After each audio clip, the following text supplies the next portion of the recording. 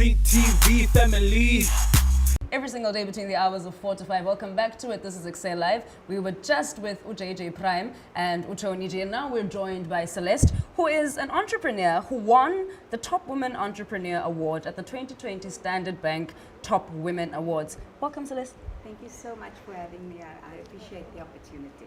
Absolutely, you're more than welcome. Tell us, why construction? Why construction? That's a good question.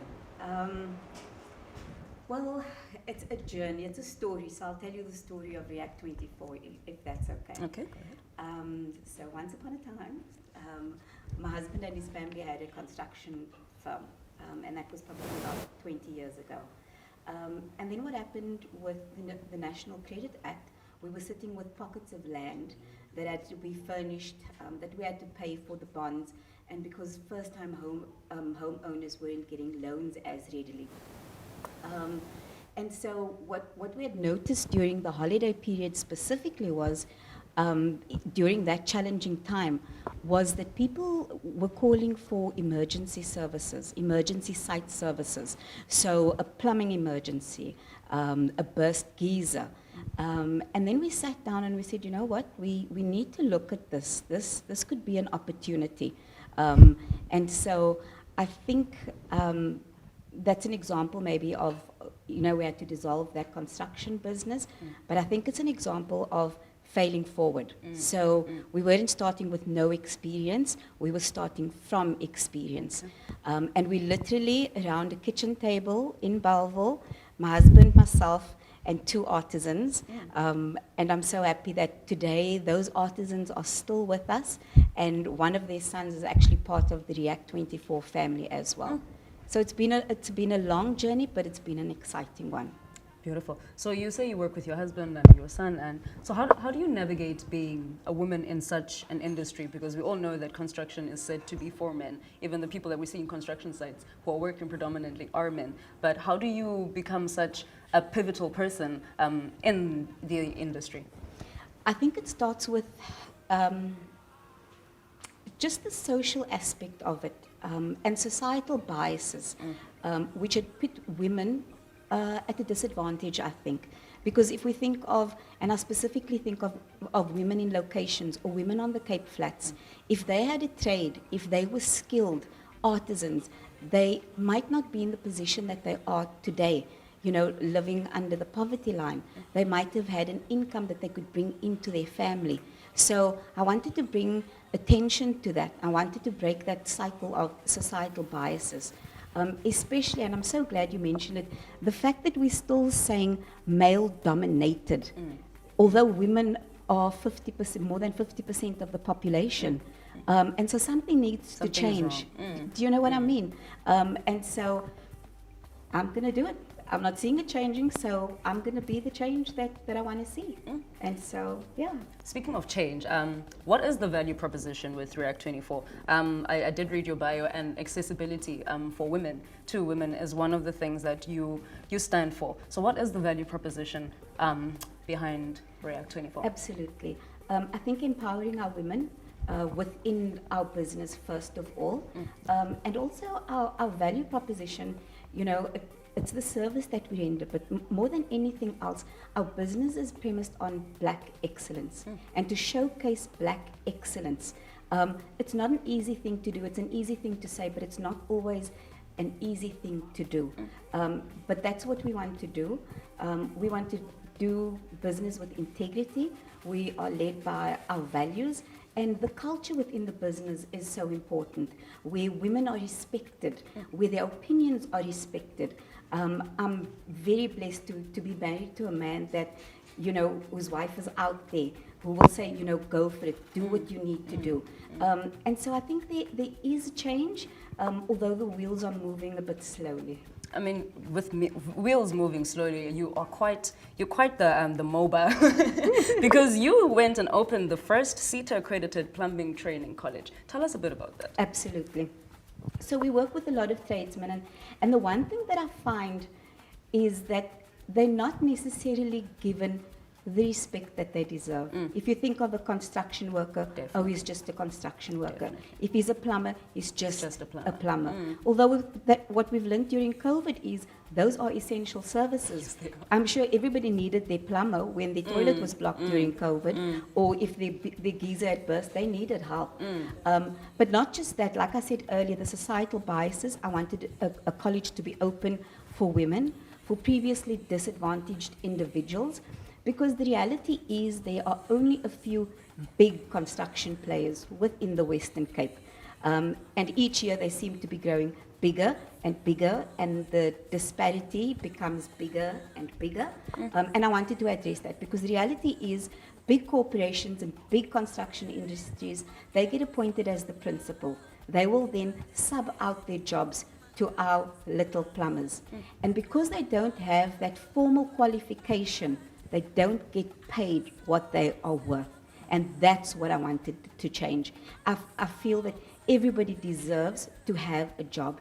Everybody deserves the opportunity to put food on the table to provide for their families. And not be exploited, actually. Absolutely. For that, not Absolutely. be exploited for And that's why we've also incorporated a sort of a business element with there, where we teach them, this is how you do drawdowns, this is how you request payments.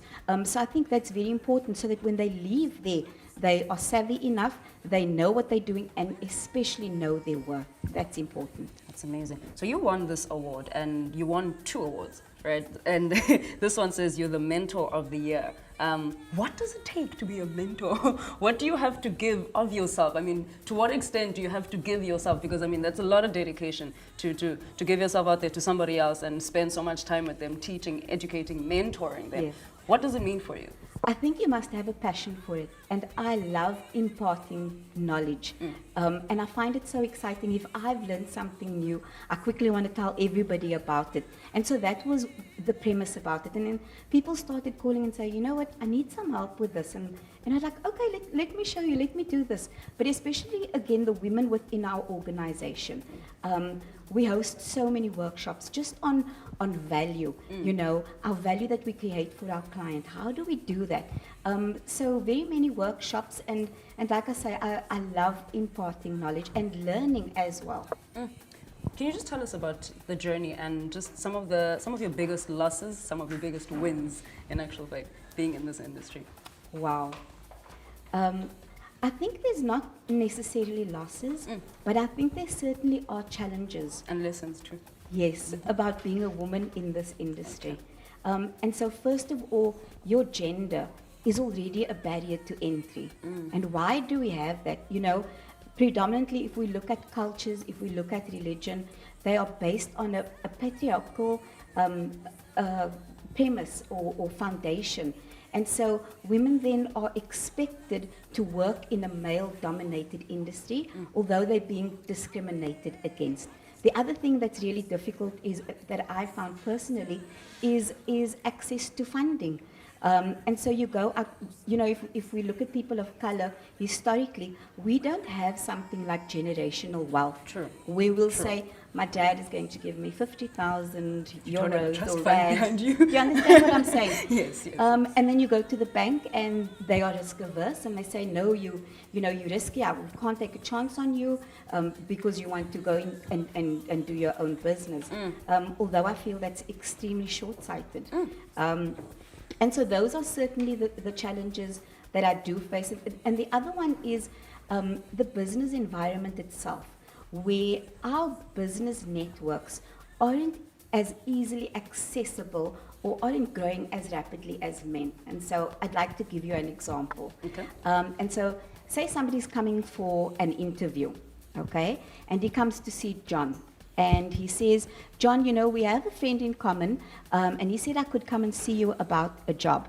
And John says, well, let me just call Mark and find out, you know. And John phones Mark and he says, hey, bro, I have this guy here, and he says he knows you. And then the guy says, you know what, I know him from our old boys club, or I know him from school. We used to be at school together, and so I will vouch for him. Who's vouching for us? We don't have that. I remember wanting to send my son to an old boys school, and the first thing that they asked you was was your father an old boy? Maybe he was a boy in another sense, but he certainly wasn't an old boy. Do you understand what I'm saying? The club's not part of the club. No. And so those things are taken for granted, but they have a real impact on people. And so there definitely are challenges, but like anybody, I have to look above. You're going to get naysayers, and I'm sure young people experience the same thing. Sometimes your dreams are too big for people. And so you have to align yourself with the dreamers and the doers and the thinkers. And so the people that I surround myself with is extremely important. Amazing. So as a woman who wants to join your college, be a part of your vision, how do I get hold of you? Definitely there are women watching the show. So just quickly, how do we get hold of you? Yes, okay. So you can email Charmaine.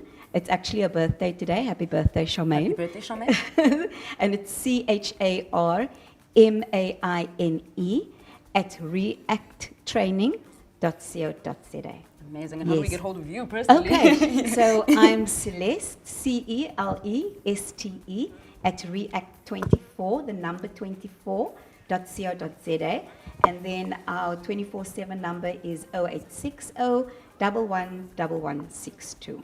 Thank you so much, Celeste. You know, there's so much I still want to ask, but unfortunately, we are running out of time. Look, if you are out there and you have dreams and there are barriers, things that make you, and in fact, things that people think should limit you, when you do have those things, look beyond it. Look beyond those barriers, look beyond the difficulty and all of these things that people pronounce against you. Celeste is an excellent example of someone who rises way above what society says. So you stay tuned. We're going to go to a quick ad break.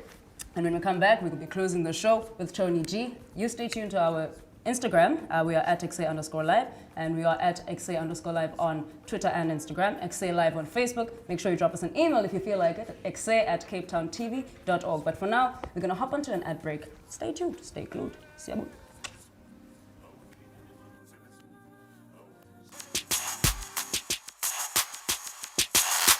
CTV family.